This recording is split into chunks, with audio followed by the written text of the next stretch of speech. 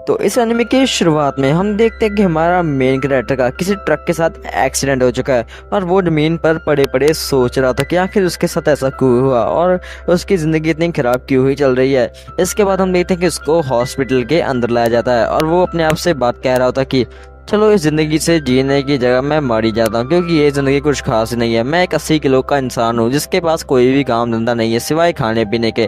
और इसके बाद हम देखते हैं कि उसकी आंखें फिर खुलती हैं और वो अपने सामने एक लड़की और एक लड़के को पाता है और वो सोच रहा था कि आखिर ये दोनों व्यक्ति कौन है और इनकी भाषा कुछ अजीब सी काहे है। और इसके बाद हम देखते हैं कि वो अपने सामने लड़की को पाता है जिसके बहुत ही बड़े बड़े होते हैं और वो उसे टच करने जा ही रहा होता है कि तभी वो देखता है कि उसके हाथ एक बच्चे जैसे होते हैं और वो समझ जाता है कि उसका पुनर्जन्म हो चुका है। और इसके अलावा उसके माता पिता उसके सामने ही मैच करना चालू कर देते हैं, भाई शर्म कर लो यार, तुम्हारा बच्चा है। और इसके बाद हम देखते हैं कि हमारा रोडिस धीरे धीरे बड़ा हो रहा है और वो चलना फिरना सीख रहा है। और इसके अलावा वो देखते हैं कि उसकी मम्मी की पैंटी को अपने मुंह पर बांध लेता है और तभी उसकी नौकरानी देखकर डर जाती है, क्या क्या बच्चा ये। तभी हम देखते हैं उसकी मम्मी वहां पर आती है और उस रोडिस से कहते हैं कि बेटा ये चीज़ नहीं है तुम्हारे सर पर डालने के लिए। और वो नौकरानी उनसे कहती है कि महारानी ये क्या आपका बच्चा थोड़ा सा अजीब सा व्यवहार कर रहा है। तो वो कहती है आखिर तुम कहना क्या चाहती हो, ये तो एक 6 साल का बच्चा है।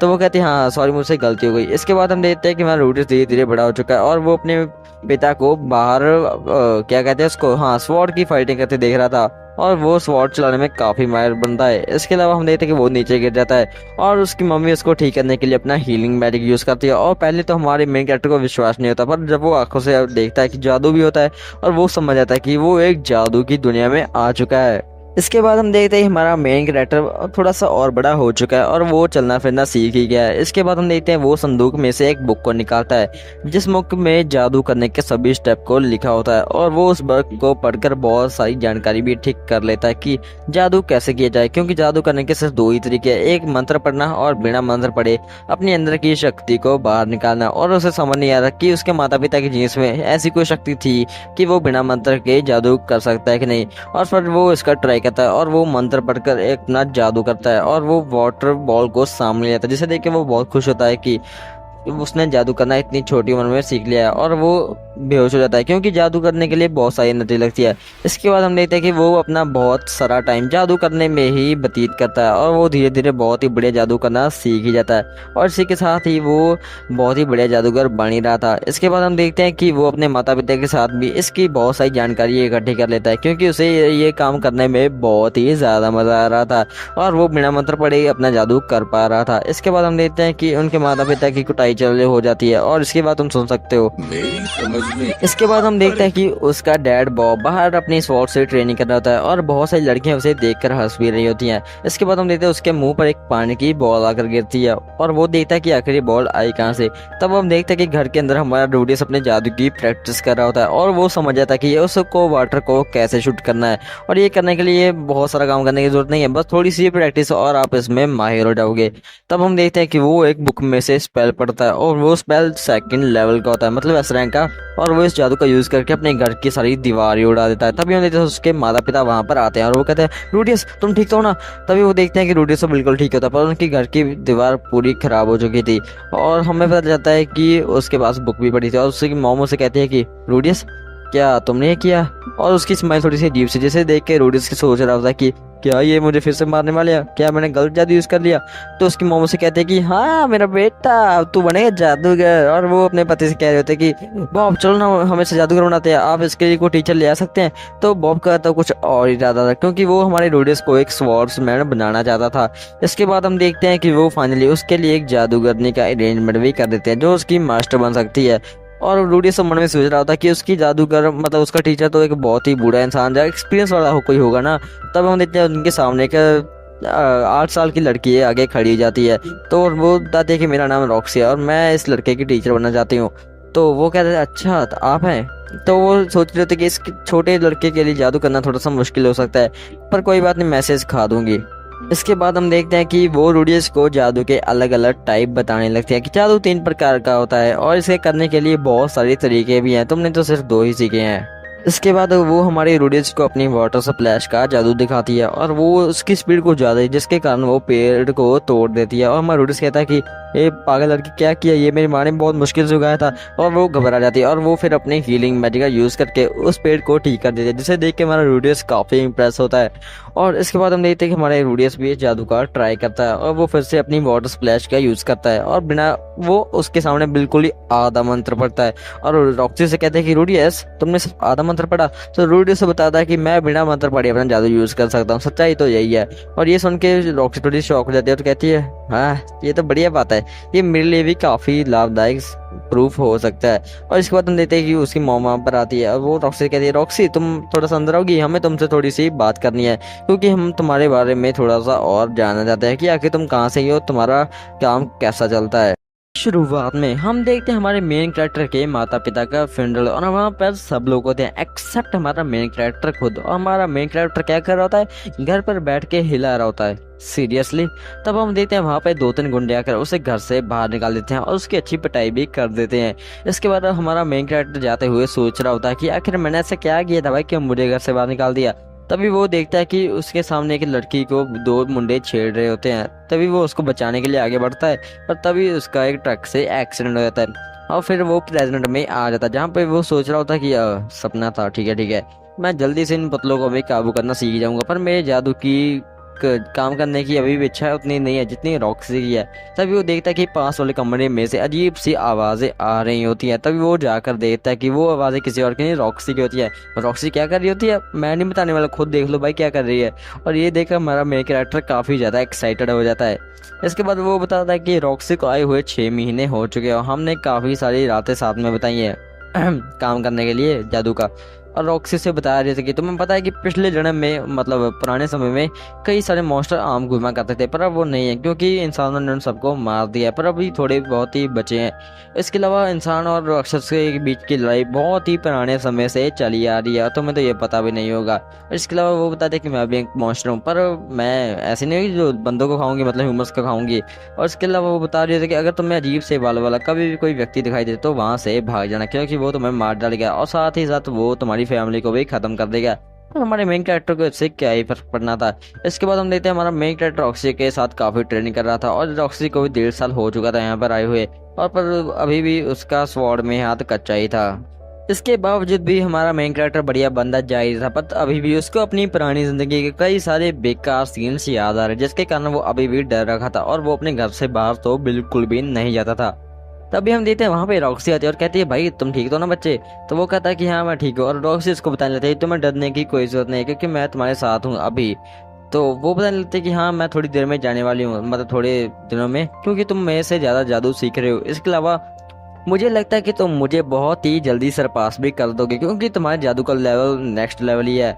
इसके अलावा वो उसे कह देते कि मैं चाहती हूँ कि तुम सामने वाले कॉलेज में हिस्सा लो, वो पहाड़ी पर जो है, क्योंकि वहाँ पर बहुत सारे बढ़िया मजिशियन निकल के सामने आते हैं और मुझे लगता है कि तुम भी वहाँ पर हिस्सा लेकर बहुत ही बढ़िया मजिशियन बन सकते हो, मुझे तुम पर पूरा भरोसा है। इसके अलावा जब मैं तुम्हें जादू सिखा कर जाऊँगी मैं भी उसी कॉलेज में शायद हिस्सा ले सकती हूँ, क्योंकि मुझे अपने जादू को थोड़ा सा और भी बढ़ाना है। और इसके अलावा मैं थोड़े दिनों में तुम्हारा फाइनल टेस्ट भी लेने वाली हूँ, जिसके कारण तुम फुल जादूगर बन जाओगे और इसके बाद तुम अपना ट्रेनिंग को और भी जारी रख सकते हो। इसके बाद हम देखते हैं कि सभी हमारे मेन कैरेक्टर के 5th बर्थडे की तैयारी कर रहे होते हैं। और हमारा मेन कैरेक्टर बता रहा होता है कि हर एक 5 सालों में एक जन्मदिन तो मनाया जाता, जो कि बहुत ही धूमधाम से मनाया जाता। और इस साल हमारे मेन कैरेक्टर का बर्थडे कुछ ज़्यादा ही शानदार तरीके से मनाया गया था और हमारे पॉल ने हमारे मेन कैरेक्टर के लिए एक स्वॉर्ड लाया जो कि उसके वजन से 3 गुना था, मतलब बहुत ही बड़ी थी। और हम उसकी मम्मी उसके लिए एक जादू की किताब लाई थी जो कि हमारे मेन कैरेक्टर को काफ़ी पसंद आती है क्योंकि वो उसके बहुत ही ज़्यादा काम आने वाली थी। तीसरी बचती है हमारी रॉक्सी जो भी है, वो हमारे मेन कैरेक्टर को छड़ी देती है और वो सोचता था सॉरी मैं तुम्हें पहले देना भूल गई, क्योंकि ये जब तुम ग्रेजुएट हो गए मैं तुम्हें तब देने वाली थी, चलो तुम अभी रख सकते हो इसको क्योंकि ये तुम्हारे बहुत ही काम आने वाली है। इसके अलावा हम देखते हैं कि वो सब बहुत ही खुश होते हैं। अभी भी हमारे मेन कैरेक्टर के मन में वही सब पुरानी बातें चल रही होती हैं। जब वो अपने पुराने जन्म में था उसके साथ लोगों ने बहुत ही बुरा व्यवहार जो करा था, उसको अभी भी बहुत ही शर्म महसूस हो रही थी क्योंकि लोगों ने उसके साथ इतना गंदा व्यवहार किया था कि अब वो चाहता था कि वो बदले और अपनी बॉडी को फिट करे, पर उसकी बॉडी कभी भी उसका साथ नहीं देती थी, जिसके कारण अभी भी उसके मन में बहुत सारा दर्द छुप रखा था। और इसके अलावा पुराने जन्म में जब लोग उसका मजाक उड़ाते थे तो वो अपने घर से बाहर भी नहीं निकलता है। इसकी वजह से वो सारा दिन अपने घर में कैद रहता था, जो कि उसके लिए बहुत ही ज़्यादा समस्या थी। और सब प्रॉब्लम में किसी ने भी उसका साथ नहीं दिया था, एक्सेप्ट उसके माता पिता भी उसको सिर्फ बोलते ही रहते थे पर उसका साथ कभी भी नहीं दिया था, जिसके कारण वो बहुत ही दुखी रहता और सिर्फ अपने गेम खेलने में ही ध्यान देता था। इसके बाद हम आ जाते हैं अगले सीन में, जहाँ पे हम देखते हैं रॉक्सी हमारे मेन कैरेक्टर के साथ जाने के लिए फाइनली रेडी हो चुकी है, क्योंकि वो उसका फाइनली ग्रेजुएशन का टेस्ट लेने वाली है। और वो लेने वाली एक अजीब सी जगह पे जहाँ पे कोई भी इंसान ना हो, क्योंकि वो कुछ ज्यादा ही खतरनाक हो सकता है। पर हमारा मेन कैरेक्टर को अभी भी डर लग रहा था, क्योंकि वो बाहर की दुनिया नहीं देखना चाहता था। पर हमारी प्रॉक्सी उसको उठाकर अपने घोड़े के ऊपर बैठा देती है, फिर वो जाने लगते हैं। तो हमारा मेन कैरेक्टर कहता है कि मास्टर मैं नहीं कर पाऊंगा, तो रॉक्सी के डर मत, तुम कर लोगे, मुझे तुम पे भरोसा है। और हमारा मेन कैरेक्टर पहले तो आंखें बंद रखता है, पर जब वो आंखें खोलता है तो वो पूरा तरह से शांत रहता है, क्योंकि इस दुनिया के लोग बहुत ही ज्यादा बढ़िया थे और हमारे मेन कैरेक्टर को बहुत ही अच्छा लग रहा था इनके बीच में आके, और वो बहुत ही ज्यादा खुश फील कर रहा था। इसके बाद हम देखते हैं वो फाइनल ग्रेजुएशन की स्पॉट वाली जगह पर पहुंच जाते हैं, जब ये सबसे पहले हमारी प्रॉक्सी जो कहते हैं मैं तुम्हें सिर्फ एक बार करके दिखाऊंगी, फिर तुम्हें इसको कॉपी करना है, जहाँ इससे बढ़िया करना है। फिर हमारी रॉक्सी अपने जादू का यूज करती है, जो कि बहुत ही बड़ा और भयानक जादू होता है, पर इसी के साथ ही उसका जो हॉर्स होता है वो इंजर हो जाता है, और फिर से वो जल्दी जल्दी उसे ठीक कर देती है। दूसरी बारी हमारे मेन कैरेक्टर की थी, और वो फिर से अपने जादू का यूज करता है, और वो निम्बस वाले जादू का यूज करके एक बहुत ही बड़ा जादू बनाता है, जिसके कारण बहुत ही दुनिया में उथल पुथल हो जाती है, मतलब तूफान आ जाता है सिंपली। और जिसके साथ ही वो जादू को पूरा करने में सक्सेसफुल हो जाता है और इसे जादू को मास्टर भी कर लेता है। इसके बाद हमारी रॉक्सी से कहते हैं कि तुम फाइनली ग्रेजुएट हो चुके हो और अब मुझे तुम्हें सिखाने के लिए कुछ भी बाकी नहीं है, और अब मैं जाने वाली हूँ। इसके बाद सीन में हम देखते हैं हमारी रॉक्सी उनके माता पिता को फाइनली एक गुड बाय करने जा रही है, और वो उससे बाद वो वहां से चली जाती है, और यहीं पे एपिसोड नंबर 2 खत्म हो जाता है। बाद हम देखते हैं कि फाइनली रॉक्सी वहां से जा चुकी है, और हमारा मेन कैरेक्टर मन में सोच रहा होता है कि अब से मैं बहुत ज्यादा मेहनत करूंगा रॉक्सी, और तुम्हारी वजह से मैं एक नई जिंदगी की शुरुआत कर सकता हूँ। और अगले सीन में फिर से वो अपनी ठरकबंदी की आदतें चालू कर देता है, और इसके अलावा उसके पिता भी कम नहीं होते, वो भी अपनी वाइफ के साथ ऐसे कुछ कर रहे होते हैं। इसके बाद हमारा रूडिस अपने पिता से पूछता है कि पिताजी मैं घर से बाहर जाना चाहता हूँ, तो उसके पिता कहता है हाँ हाँ बेटा जा सकते हो, क्यों नहीं तुम जा सकते हो। और वो अपनी बीवी से कह रहा होता है मुझे लगा नहीं था कि हमारा कायर बेटा इतनी जल्दी बड़ा हो जाएगा। तो उसका बेटा कहता है कि अच्छा आप ऐसा सोचते हैं। तो वो कहता है कि नहीं बेटा ऐसी कोई बात नहीं, मुझे बस तुम्हारी चिंता लगी रहती है, क्योंकि तुम कभी कभी कुछ ज्यादा ही मैच्योर बातें कर देते हो। तो वो कहते हैं क्योंकि मैं सिर्फ आपका नाम रोशन करना चाहता हूँ। तो वो कहते हैं कि अगर तुम्हें मेरा नाम रोशन करना है तो अपनी एक गर्लफ्रेंड बनाओ और उसे हमारे घर पर लेके आओ। तो वो कहता है अच्छा ठीक है। इसके बाद हम देखते हैं हमारा मेन कैरेक्टर फाइनली घूमने के लिए शहर से बाहर आ चुका है, और वो देखता है कि एक लड़के पर 3-4 लड़के पत्थर फेंक रहे थे, और उसे देख उस पर बहुत ही ज्यादा दया आ जाती है। उसके पिता ने उसे कहा भी था कि कमजोरों की रक्षा करनी चाहिए, तभी वो अपने वाटर स्पेल का यूज करके उन लड़कों को वहां से भगा देता है और उस लड़के को बचा लेता है। और वो लड़के पास अगर देखता है वो देखने में काफी ज्यादा सुंदर होता है, और वो कहता है कि ये लड़का तो काफी सुंदर है, अगर ये मैं दोस्त बन गया ना तो 2-3 लड़कियां तो मुझे परवाह कर दे ही देगा। पर इसके अलावा वो देखता है कि उसके कान लंबे हैं और उसके अलावा उसके बाल थोड़े से अजीब से थे, तो वो उसको गौर से देखता है, क्योंकि रॉक्सी ने उसको बताया था कि कई सारे मॉन्स्टर अजीब से बालों के होते हैं। पर उसे कंफर्म हो गया था कि ये लड़का एक आम इंसान ही है। तभी वो लड़का बताने लगता है कि मेरे पिताजी एक आदि एल्फ थे, और इसके अलावा मेरी माता भी एक आदि एल्फ जैसा इंसान ही थी। इसकी वजह से ही मेरे जीन्स कुछ ऐसे हैं कि मेरे कान तो लंबे हैं पर मेरे बालों का रंग उनके जैसा बिल्कुल भी नहीं है, जिसके कारण कई लोग मुझे मॉन्स्टर भी समझ लेते हैं, और फिर वो रोने लग पड़ता है। और प्लॉट ट्विस्ट मैं बताना चाहता हूँ कि ये लड़का नहीं ये लड़की है। हमारे मेन कैरेक्टर को लग रहा है कि लड़की है, पर ये असल में लड़की है। इसके बाद हमारा मेन कैरेक्टर सोच रहा होता है कि किसी के साथ बालों के रूप पर इतना गंदा व्यवहार करना ये अच्छी बात नहीं, क्योंकि पिछले जन्म में मेरे साथ लोगों ने बहुत ही ज्यादा गंदा व्यवहार किया था, और इस जन्म में मैं सबकी सुरक्षा करूंगा और किसी को भी ऐसा व्यवहार करने की अनुमति नहीं दे सकता। इसके बाद हम देखते हैं कि उन दोनों में फाइनली थोड़ी सी दोस्ती तो हो ही जाती है, और फिर हम देखते हैं कि वो दोनों बात कर रहे होते हैं कि तुम्हारा कोई दोस्त है कि नहीं। तो हमारा मेगा एक्टर बताता है कि मेरा कोई भी दोस्त नहीं रहा, और अगर ये मेरा दोस्त बन गया ना फिर तो काफी मजे, क्योंकि ये देखने में काफी सुंदर है, हैंडसम है, जो भी है। और इसी के साथ ही वो दोनों दोस्त बन जाते हैं। इसके बाद अगले सीन में हम देखते हैं हमारा मेन कैरेक्टर फाइनली घर पे आ रहा होता है। तभी हम देखते हैं कि उसका डैड पॉल भी घर के बाहर ही बैठा होता है, और हमारे मेन कैरेक्टर को थोड़ा सा शक जा रहा था कि उसके पिता को पता चल चुका है जो कि इसने कांड किया था उन लड़कों के साथ। तो वो उसे कुछ कहे तो उसका पिता गुस्से में कहता है रूडियस तुम्हें अपने पापों की सजा मिलेगी, तो हमने ऐसा काम क्यों किया। तो कहने लगता है कि पिताजी आप मेरी बात तो सुनिए, आप ऐसा नहीं कर सकते, पहले मेरी बात सुनिए। तभी उसके पिता गुस्से में आकर उसके एक थप्पड़ जड़ देता है, और हमारा रूडियस कहने लगता है कि वाह पिताजी आपने बिना मेरी बात सुने मुझे थप्पड़ जड़ दिया, आगे से जब भी कोई भी गरीब को परेशान करेगा तो मैं उसको हटाऊंगा नहीं, बल्कि मैं उनके साथ मिलकर ही उस गरीब को परेशान करूंगा, और उसको बताऊंगा कि मैं एक ऐसे परिवार से हूँ जहाँ पे बहुत ही ताकतवर स्वॉर्ड्समैन भी है, पर वो गरीबों की हेल्प नहीं करते बल्कि उनको और परेशान करते हैं। और मैं ऐसा ही करूंगा और सबको परेशान करता ही जाऊंगा। जिसे सुन के हमारे पॉल को बहुत ही ज्यादा गुस्सा था, पर उसे बहुत ही ज्यादा दुख भी हो रहा था कि उसने बिना बात पे रूडियस के ऊपर हाथ उठा दिया। उसे बहुत ही शर्मिंदगी महसूस हो रही थी। इसके बाद हम देखते हैं रूडियस अपनी माता को सब बातें बताता है, और हमारे पॉल को अभी भी बहुत ही बुरा लग रहा था कि उसने अपने बेटे के साथ ऐसा व्यवहार क्यों किया, जबकि वो अपने बेटे को बहुत ही चाहता है और उसे हमेशा सुरक्षा देना चाहता है, पर फिर भी उससे ये गलती क्यों हो गई। इसके बाद हम यहाँ देखते हैं हमारे रूडियस को, जो कि एक मैदान में अपने प्रैक्टिस कर रहा होता है, और वो मैं बता रहा होता है कि मैंने एक एक करके सभी गुंडों को हरा दिया जो भी मेरे दोस्त को परेशान करते थे। अब कोई भी उसे परेशान करने की हिम्मत भी नहीं रख सकता है। इसके अलावा अब मैं उससे हमेशा प्रोटेक्ट करूंगा। और उसे बहुत ही ज्यादा गर्मी भी लग रही होती है। तभी हम देखते हैं उसके दोस्त सब वहां पर आ जाते हैं और वो कहते हैं कि रूडियस ये लो। तभी वो अपने जादू का यूज करके एक पत्थर, ठंड का गोला सा, बर्फ का गोला सा बना देती है। गोला नहीं, क्या है ये, क्रिस्टल बना देती है। और फिर हम देखते हैं कि हमारा रूडियस उसे आग और पानी का जादू दिखा रहा था, जिसे देख के वो काफी इंप्रेस होती है और वो रूडियस से कहने लगता है कि तुम मुझे भी सिखा सकते हो। तो रूडियस भी उसे सिखाने की ट्राई करता है, पर वो इतनी जल्दी सीखने का वाली थी। फिर हम देखते हैं थोड़े समय में वो भी ये जादू करने में सक्सेसफुल हो जाती है, जिसे वो बिना पत्थर पड़े रूडियस की तरह ही जादू को कर सकती है। इसके बाद हम देखते हैं वहां पर काफी सारी बारिश भी आनी चालू हो जाती है। तब हम देखते हैं कि वो दोनों रूडियस के घर पर आ जाते हैं। फिर हम हमारे देखते हैं कि उसके नहाने के लिए पानी पहले से तैयार होता है, और हमारा रूडियस लड़की को लेकर ऊपर चल जाता है। तो रूडियस उसे कहता है कि कपड़े उतारो। तो उसे पता नहीं था कि वो लड़की है, तो वो कहती है कि नहीं नहीं, मैं नहीं उतार सकता।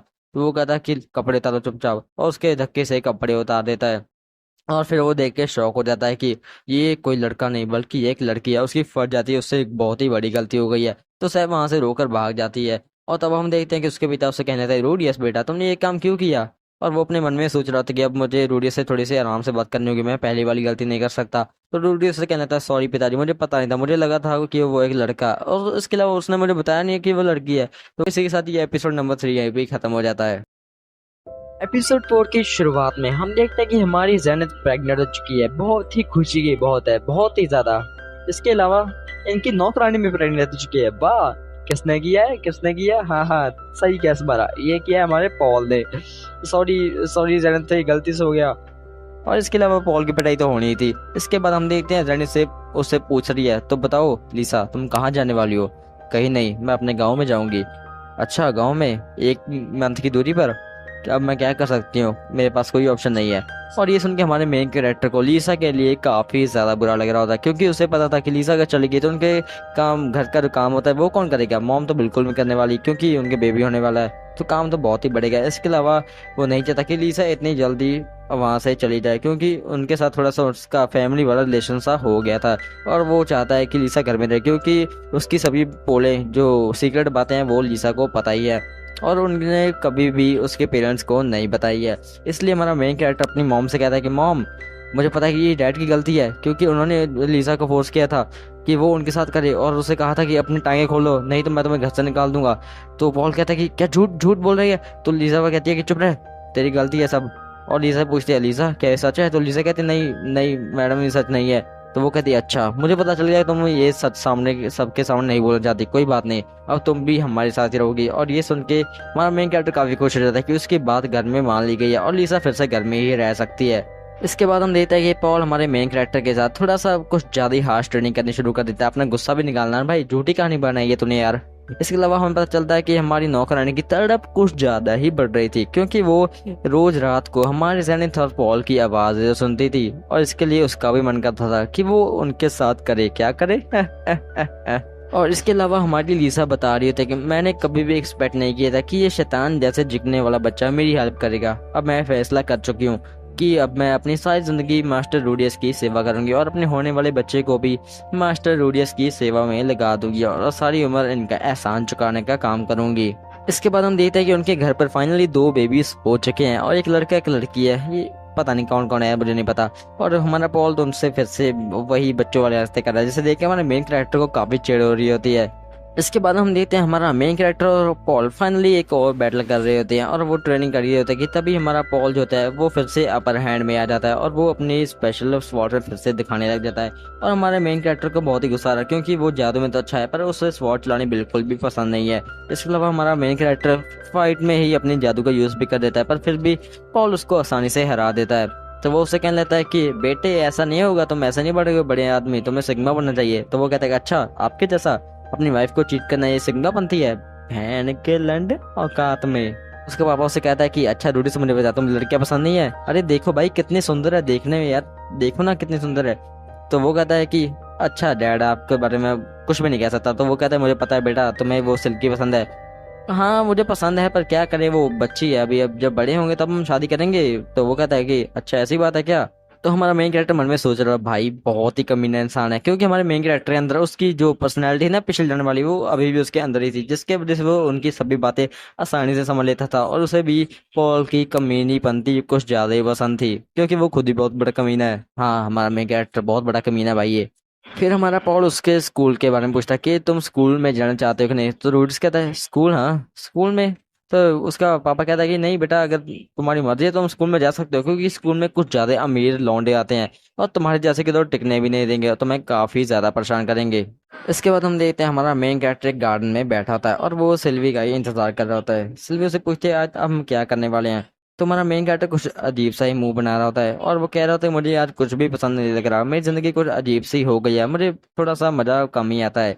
और मैं सोच रहा होता कि अब मैं जादू को और अपग्रेड कैसे करूं। मैं सोच रहा हूँ कि मैं एक मैजिकल एकेडमी चले जाऊं, जो कि यहाँ से एक 2-3 मंथ की दूरी पर है। तो इस ये सुनते ही सिल्की उसको गले लगा लेते हैं और रोने लगता है कि रूडी प्लीज मुझे छोड़कर मत जाओ, तुम्हारे बिना मैं यहाँ पर क्या ही करूंगी।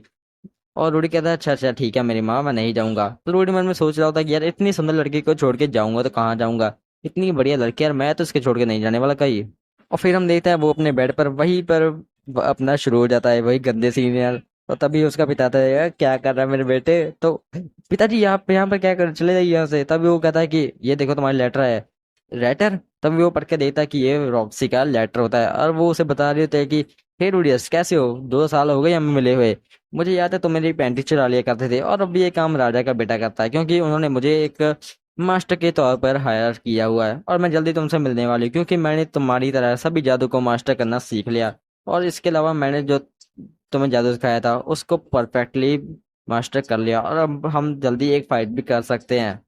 इसके बाद हम देखते हैं सीन शिफ्ट होता है और हमारा रूडिस अपने पिता से कहता है कि पिताजी मैं चाहता हूँ कि आप मुझे ट्यूशन लगवा दिए एक दूसरी यूनिवर्सिटी में और मैं चाहता हूँ कि सिल्की भी मेरे साथ हो। पर उसका पिता उसे साफ साफ मना कर देता है, क्योंकि उनके पास इतने पैसे नहीं है कि वो उस रूडिस के साथ साथ उस सिल्की के भी फीस पे कर दें। पैसे पेड़ पे नहीं उगते भाई, बहुत कमाने पड़ते हैं, बहुत मुश्किल है भाई।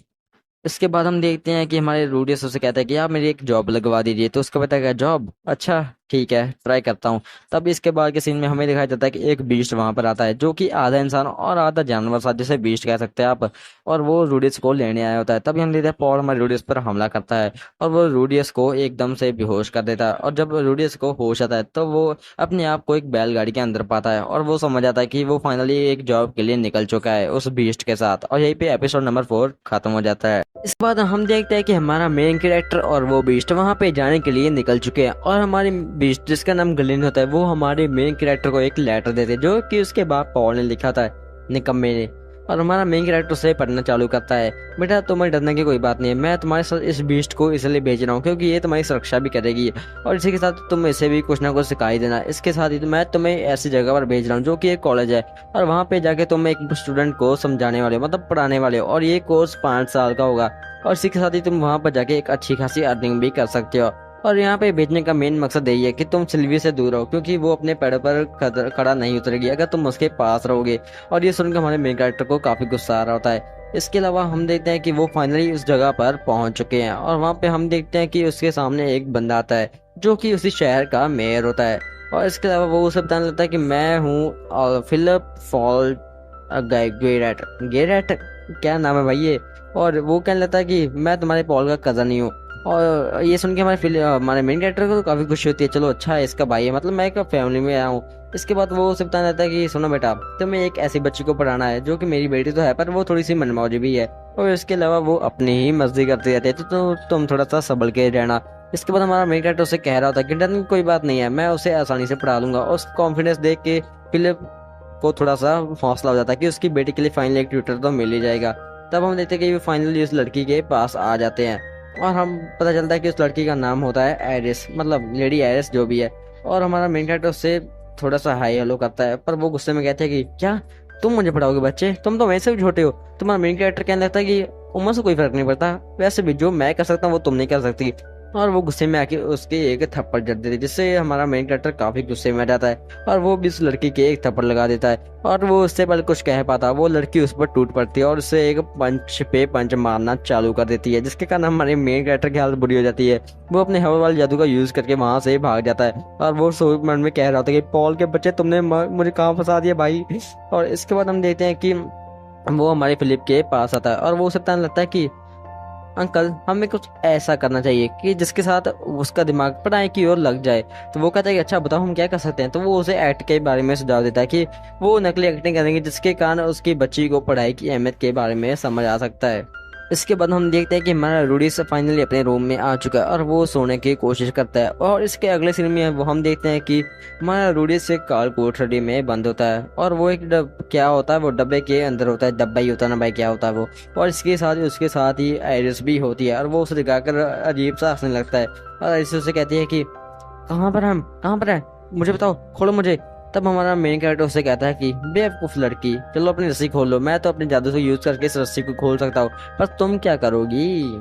तब हम देखते हैं वहां पे एक बहुत ही हट्टा कट्टा बंदा जाता है और आयरिस से कहते हैं कि दूर हट बदबूदार कहीं के, मैं तुम्हें गाड़ दूंगी जमीन के अंदर। और हमारा वो बंदा पूरे गुस्से में आकर उसे काफी पीटना चालू कर देता है और हमारे मेन कैरेक्टर को शक हो रहा था, एक्टिंग चल रही है भाई कि लीरल है। और बंदा उसे इतना मारता है उसके मुंह से खूनना चालू हो जाता है और इसके बाद वो हमारे मेन कैरेक्टर को एक पंच जड़ देता है। इसके बाद हमारे मेन कैरेक्टर को उस लड़के पर थोड़ी सी दया आ जाती है और वो अपनी हीलिंग मेडिकल यूज करती है, उसे थोड़ा सा हील कर देता है कि वो चल फिर सकती है। पर वो उसे पूरा हील नहीं करता, तो वो कहती है प्लीज मुझे पूरा हील कर दो।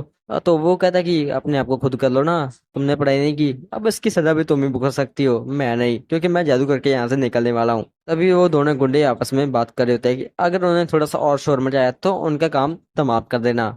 और हमारे मेन कैरेक्टर को समझ आएगा कि दाल में कुछ ना कुछ तो काला है, मतलब पूरी दाल ही काली है, इसलिए वो सोच रहा है कि इनको मारूं नहीं, इतना रिस्की काम नहीं ले सकता मैं, मुझे लगता है मुझे यहाँ से चले जाना चाहिए और इस लड़की को यहीं पर छोड़ जाना चाहिए। तो वो लड़की कहती है कि प्लीज प्लीज मुझे भी यहाँ से ले आओ। तो हमारा मेन कैरेक्टर कहता है तुम वादा करते हो कि तुम चिल्लाओगी नहीं। तो वो कहती है प्लीज प्लीज मुझे लेकर जाओ। तो वो कहता है वादा करो, और वो वादा कर देती है। इसी के साथ ही वो दोनों वहां से भाग जाते हैं। इसके बाद हम देखते हैं कि वो दोनों बाहर से बाहर तो आ जाता है, पर जो लड़की थी वो अपना वादा तोड़ देती है और वो बोलना चालू ही रखती है। इसके बाद हम देखते हैं कि वो दोनों एक टांगे में, क्या रिक्शा, हाँ टांगे में बैठे होते हैं, वहां से जाने लगते हैं। पर हम देखते हैं कि अभी वो गुंडे उनका पीछे कर ही रहे थे। जिसके बाद हम देखते हैं कि वो दोनों फाइनली अपने शहर, अपने किंगडम तो पहुंच जाते हैं। पर हम देखते हैं कि एकदम से कोई बंदा आके आयरिस को किडनैप कर लेता है और हमारा मेन कैरेक्टर उसे बचाने के लिए उसके पीछे आता है और अपने जादू का यूज करता है। और वो नॉर्मल जादू का यूज करके उन दोनों को रोक तो लेता है और वो गुंडे उसे कहने लगता है कि है बच्चे, अपने बारे में सोच, मैं तुम्हें बहुत पैसा दूंगा अगर तुम मुझे छोड़ दोगे। इस लड़की ने मेरी जिंदगी बर्बाद कर दिया और अगर तुम इसे पढ़ाओगे तो ये तुम्हारी जिंदगी भी डेफिनेटली खराब कर देगी।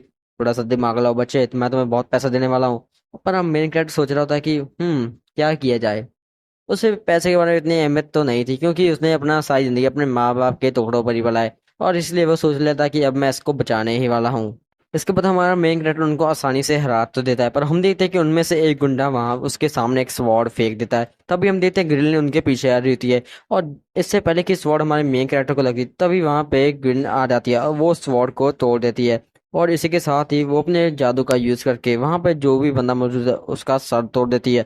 और ये सीन देखने में काफी ब्रूटल होता है, मतलब चारों तरफ खून ही खून फैल जाता है।